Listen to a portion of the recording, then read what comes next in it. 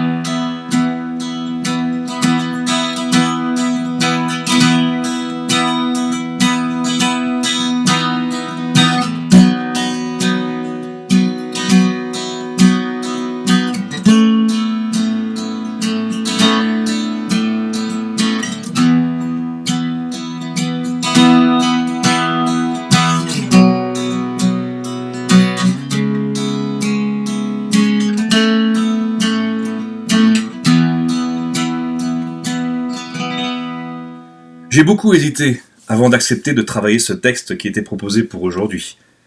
Mais sa lecture ne m'a pas laissé tranquille. Et c'est pourquoi j'ai abandonné l'idée de lui trouver un texte remplaçant. Cette parabole du riche et de Lazare, que nous venons de lire, connaît des explications réductrices, voire culpabilisantes. Une première dérive, appuyée par ce texte, c'est qu'on lui fait parler du ciel comme une récompense et de l'enfer comme une punition. C'est comme si elle disait « Fais le bien, sinon tu iras en enfer. » Ainsi, pour ne pas être punis, nous accomplissons le bien, et par peur d'aller en enfer, nous nous abstenons de faire le mal. La pédagogie par la peur, quoi. Un peu comme ces instituteurs ou ces institutrices qui, en début d'année, installent bien leur autorité avec dureté. Ou encore la peur du gendarme ou du radar, qui nous pousse à ralentir par peur de la punition, et non pas du danger. Si le bien que nous faisons, que nous pouvons faire, ne cherche qu'à nous éviter la sanction des flammes de l'enfer, il est profondément égocentrique. Une bonne action, qui n'aurait pour but que de nous procurer une place au ciel, est tout compte fait une action égoïste, car elle exclut l'autre. L'autre devient l'objet de notre salut. La menace des flammes de l'enfer pour pousser les gens à faire le bien. C'est une réminiscence qui date du Moyen-Âge, où la peur du diable et de l'enfer était exploitée à fond la caisse. Les chrétiens furent tyrannisés par des images des plus horribles, représentant des démons avec des fourches et des corps humains souffrant éternellement dans les flammes. La pédagogie par la peur. Chers frères et sœurs, chers amis, finissons-en avec la peur. Le dicton populaire ne dit-il pas que la peur est mauvaise conseillère ? C'est très certainement vrai aussi, en ce qui concerne la spiritualité, me semble-t-il. Une autre dérive, face à cette parole de l'Évangile, serait de dire « Aujourd'hui vous souffrez, mais rassurez-vous, dans l'au-delà, vous serez heureux ». La religion devient ainsi l'opium du peuple. Certains formuleront leur conclusion en disant que le pauvre Lazare souffre toute sa vie, mais qu'il s'en contente, car dans l'éternité, il sera dans la félicité et le bonheur. Ainsi, au nom de la religion, on pousse les croyants à se résigner à être exploités par des gens sans scrupules, en se soumettant à des situations insupportables, avec la magnifique promesse que dans l'éternité tout ira mieux. Mais quelle bien maigre consolation. La parabole n'est pas racontée par le Christ pour donner une douceur, un sucre, un appât aux pauvres, disant de se contenter, car après la mort ils iront au ciel. D'autres, en lisant la parabole, se félicitent en disant « Ah, ça y est, enfin une parabole qui est claire. Les riches s'en vont chez le diable et les pauvres s'en vont au ciel. Justice est faite. » C'est ce que la parabole semble nous faire croire. Le père Abraham ne dit-il pas « Toi, tu as eu le bonheur pendant toute ta vie, et Lazare le malheur. Maintenant, il trouve ici sa consolation, et toi, c'est ton tour de souffrir. » Comme toujours, les choses ne sont pas aussi simples. Jésus n'a jamais enseigné que les riches iront en enfer et les pauvres au ciel. La parabole ne nous autorise pas à condamner la richesse et à exalter la pauvreté, menaçant tous les riches des foudres de l'enfer et consolant les pauvres avec la promesse d'un au-delà meilleur. Le péché du riche n'est pas d'avoir été riche. La vertu de Lazare n'est pas d'avoir été pauvre.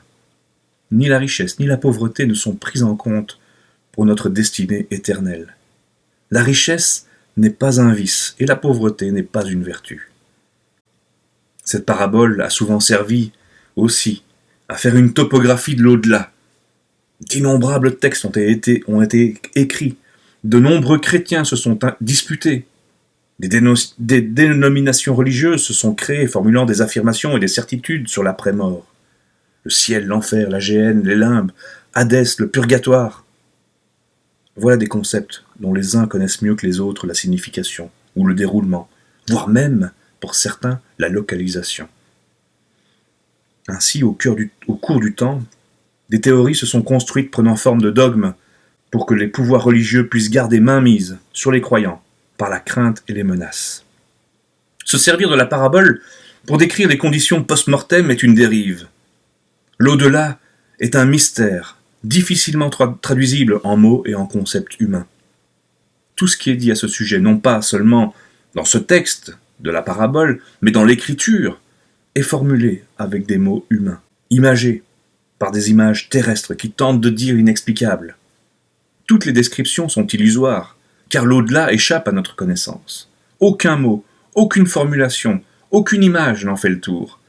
Et si d'aventure nous essayons quand même de le faire, on l'imaginera toujours comme ici-bas. Toujours comme un ici-bas idéalisé, transfiguré, et d'ores et déjà. C'est un faux départ. Nous devons donc nous rendre compte que les expressions employées par Jésus dans la parabole, telles que le sein d'Abraham, ou encore le fait de rafraîchir la langue, ne peuvent être pris au pied de la lettre. Quant à la flamme qui fait souffrir le riche, elle n'est pas celle d'un feu physique. Tel feu ne pourrait pas tourmenter les démons, qui sont des purs esprits, ni les âmes des perdus dont le corps sont restés dans la tombe. Mais il est vrai qu'à l'époque du Nouveau Testament, dans la représentation du monde des morts, on imaginait les défunts répartis en secteurs séparés les uns les autres, selon leur comportement terrestre. Une croyance est généralisée aussi sur le pourtour méditerranéen. Dans le judaïsme, s'est ajouté timidement l'attente d'une résurrection à la fin des temps. Mais sachons que la parabole qui nous occupe ne développe pas ces thèmes. Son objectif n'est pas là, il est ailleurs. Jésus veut apprendre à son auditoire autre chose que la description de l'éternité. Il va utiliser des images connues pour en changer le sens. Il faut être conscient de toutes ces dérives que le texte a subies au cours de son histoire. Refusons d'exploiter cette parabole pour faire peur aux gens, de la faire servir de maigre consolation pour ceux qui sont pauvres et exploités. N'en faisons pas non plus une caricature, en voyant tous les riches en enfer et tous les pauvres au ciel. Et ne soyons pas tentés d'établir une topographie de l'au-delà. Mais regardons de près le texte, en cherchant la bonne nouvelle dans cette parabole du riche et de Lazare. Alors, je vous invite à examiner un tout petit peu le contexte. La parabole fait suite à celle du fils prodigue, au chapitre 15, chapitre précédent. Vous vous souvenez que le fils avait dilapidé l'héritage de son père. Puis Jésus va approfondir la question de l'argent dans notre chapitre 16. Du verset 1 à 8, il y a une parabole, celle du gérant habile, qui se fait des amis avec de l'argent. Puis, du verset 9 à 13, Jésus dira de l'argent qu'il peut se transformer en maître. Il est écrit « Personne ne peut être esclave de 2 maîtres, dit-il. Ou bien il détestera l'un et aimera l'autre, ou bien il s'attachera à l'un et méprisera l'autre. » Ensuite, à partir du verset 14, Jésus entame une discussion avec les pharisiens dont il dit qu'ils aimaient l'argent. Nous sommes là, dans un contexte polémique qui fait apparaître les 2 faces de l'argent, les 2 faces que l'argent peut présenter. Il peut soit aider socialement, mais il peut également se transformer en mammon et devenir une puissante source d'idolâtrie. Et la parabole du riche et de Lazare, qui suit la polémique avec les pharisiens, va illustrer ce choix radical à faire entre Dieu et l'argent. Elle nous invite à poser la question, mais en fait, quel maître servons-nous? Et Jésus commence par raconter cette histoire. Cette histoire qui n'a pas d'équivalent dans le Nouveau Testament. Il est très probablement inspiré d'autres récits connus à l'époque.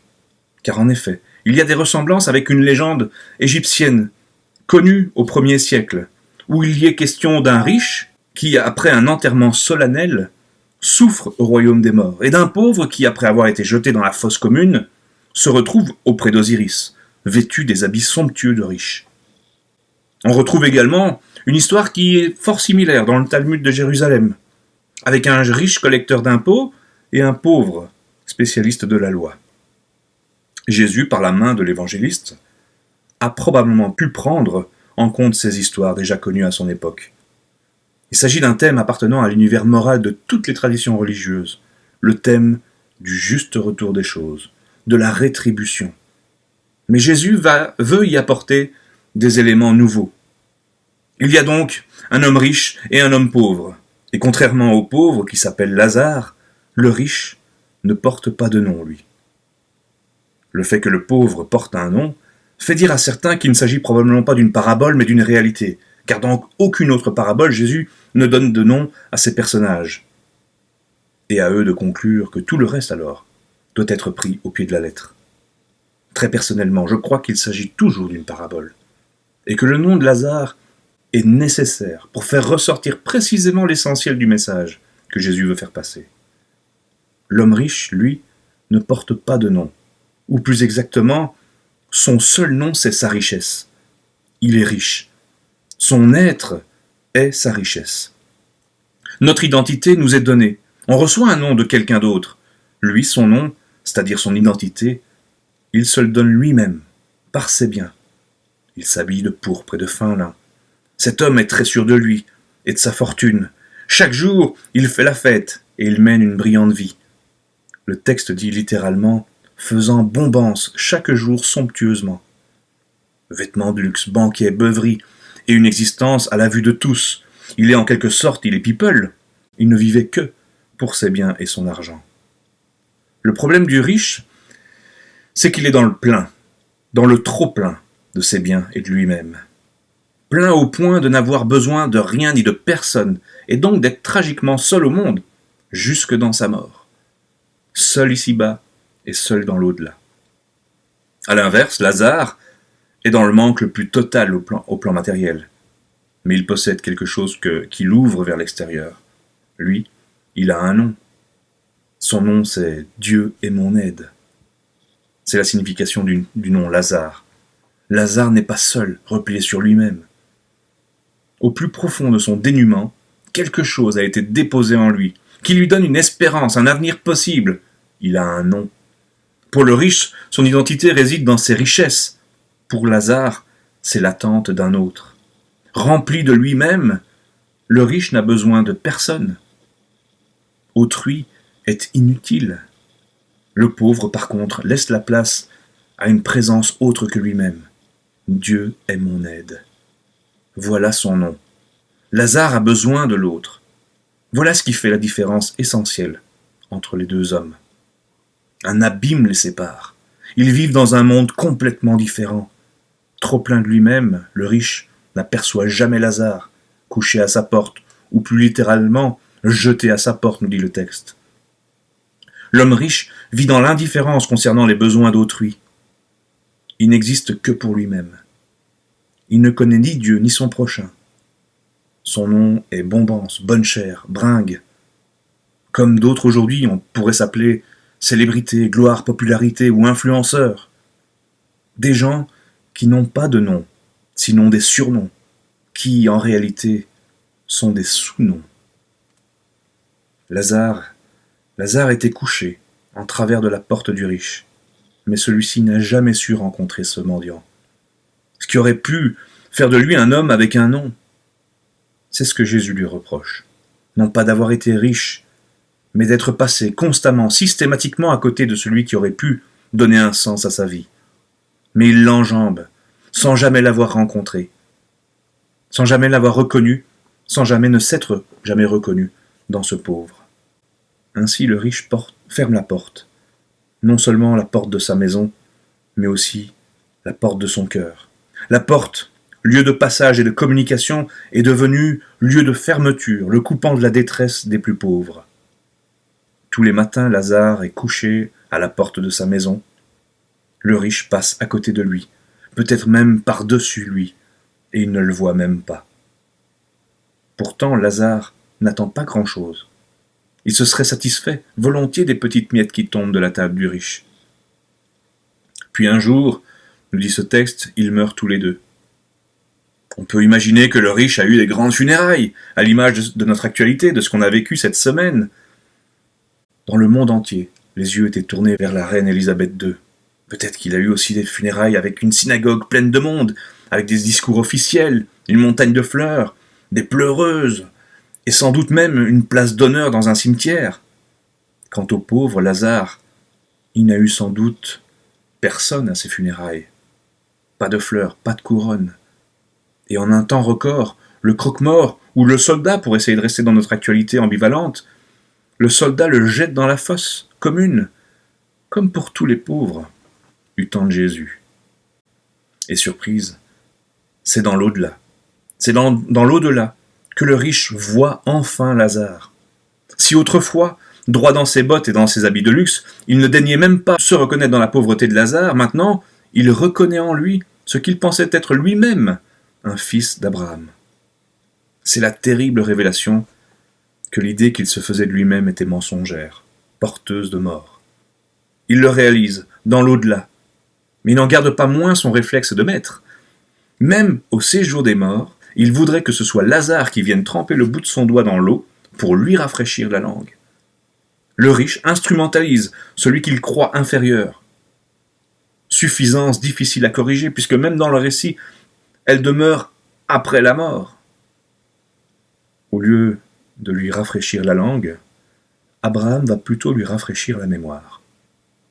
Il affirme que les conditions du riche et de Lazare sont inversées. Le malheureux Lazare est consolé, tandis que le mauvais riche, qui a connu le bonheur sur terre, est tourmenté. Son péché, je l'ai déjà dit, n'est pas d'avoir été riche, mais d'avoir ignoré le pauvre. Son péché, c'est son aveuglement, la fermeture de son cœur, le refus de l'amour. Et tout à coup, celui qui n'avait jamais pensé qu'à lui-même pense par miracle à ses frères. Il veut faire quelque chose pour eux. Il les sent en danger. Ils sont riches, comme il l'a été, et il réalise enfin que la richesse sait très bien endormir. Elle sait engourdir. Elle tue l'âme, elle rend indifférent. Il demande donc d'envoyer Lazare pour que celui-ci apporte son témoignage, certifié s'il vous plaît par une résurrection d'entre les morts.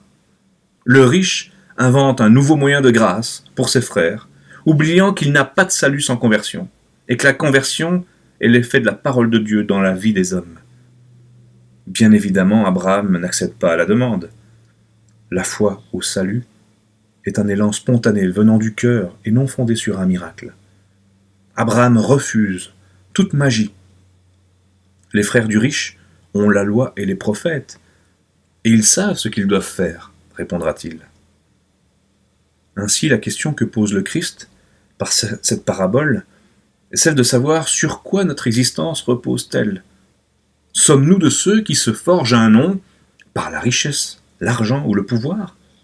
Est-ce sur un avoir, un savoir, un pouvoir, une condition physique, une identité sociale? C'est-à-dire sur des réalités que nous pensons maîtriser jusqu'au jour où la maladie, la mort ou un accident survient et nous arrache à nos certitudes et révèle notre solitude. Nous avons tous au fond de nous un riche égoïste qui sommeille. Même si nous n'avons pas spécialement le compte en banque qui va avec, ou si nous ne faisons pas de festins somptueux tous les jours. Par la parabole, Jésus nous invite à rester constamment attentifs à notre manière de partager. Et la meilleure façon de ne pas tomber dans la globalisation de l'indifférence, comme le dénonce si bien le pape François, c'est de nous reconnaître dans la pauvreté de Lazare, de la faim dont il souffrait, des ulcères dont il fut atteint. Voilà la réponse que Jésus donne aux pharisiens qui aimaient l'argent. La parabole invite à un jeu de miroir. Son objectif est d'apprendre à se reconnaître dans le manque du pauvre, pour nous renvoyer à notre propre manque. La parabole est donc une invitation à un décentrement, à ne plus garder notre regard, notre pensée et notre action tournés vers nous-mêmes, mais d'ouvrir nos consciences sur un sens solidaire. Lorsque je vais relativement bien et que tout me sourit, j'oublie ceux qui vont pas bien. Lorsque l'abondance, le plein dont je jouis, rend la présence de l'autre inutile, toute communication est coupée. Il faut dès lors ne pas s'étonner d'être hors du sein d'Abraham. La parabole racontée par Jésus nous invite, lecteurs que nous sommes, à reconnaître que notre existence est fondée sur la fragilité d'une parole de bénédiction. Nous sommes des hommes et des femmes en attente. Non pas en attente de quelque chose de plus, mais en attente de quelqu'un qui nous fera vivre, revivre et repartir toujours en avant dans la vie. Nous recevons un nom, celui de Dieu est mon aide. Pour qu'il en soit ainsi, il faut devenir mendiant et renoncer à son orgueil et à son autosuffisance. La parabole nous appelle à la solidarité de tous nos biens, de toutes nos richesses, de tout ce avec quoi nous nous identifions dans la vie. Il n'en restera rien après la mort, sauf ce que la charité aura transfiguré.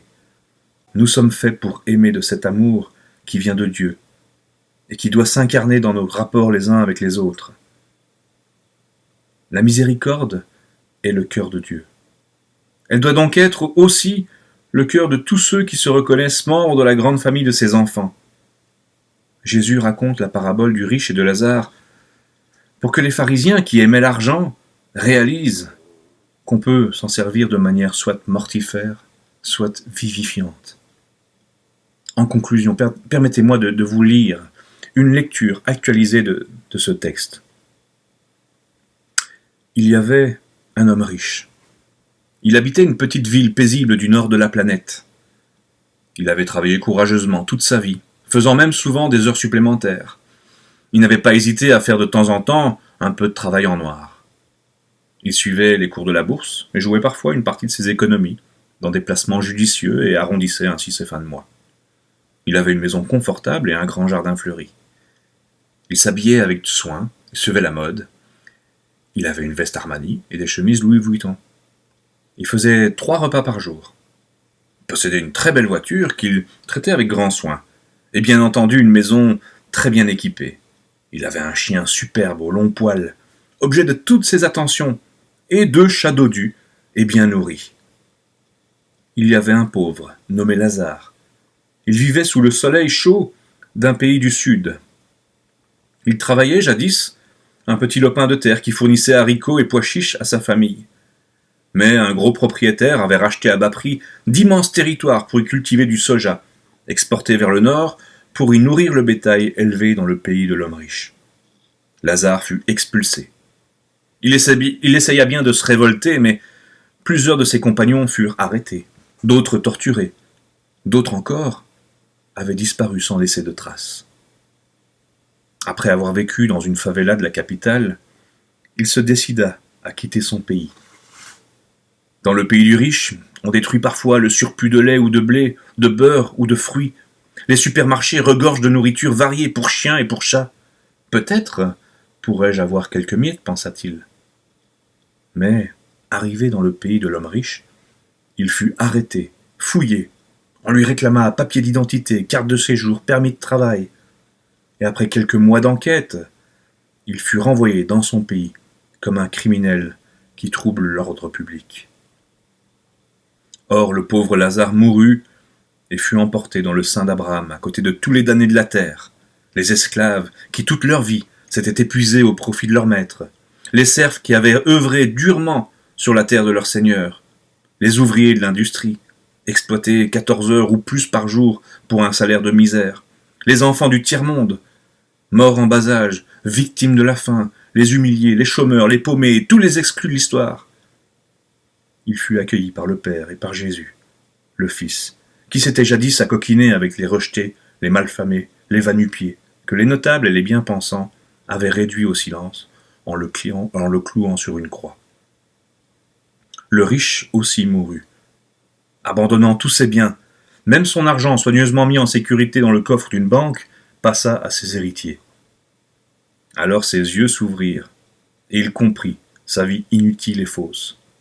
Il dit « Je t'en prie, père Abraham, va avertir mes frères, pour qu'ils reviennent à la raison et se convertissent. » Abraham lui dit « Chaque jour, des prophètes leur crient « Cessez vos pratiques de gaspillage, achetez à juste prix les matières premières des pays du Sud, remettez au peuple du tiers-monde la dette qui les étrangle et qui vous enrichit. Vivez plus sobrement et gardez pour vous, pour les générations qui vous suivent, les biens de la planète. Chaque jour, dans leur propre maison, des images de réfugiés, d'affamés, les provoquent au partage.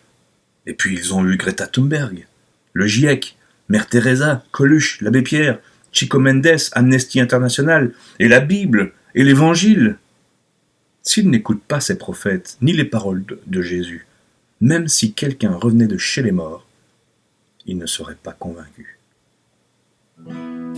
Que la grâce de Dieu transforme nos cœurs de pierre en un cœur de chair et nous amène à la véritable rencontre, celle qui change radicalement notre regard sur le monde.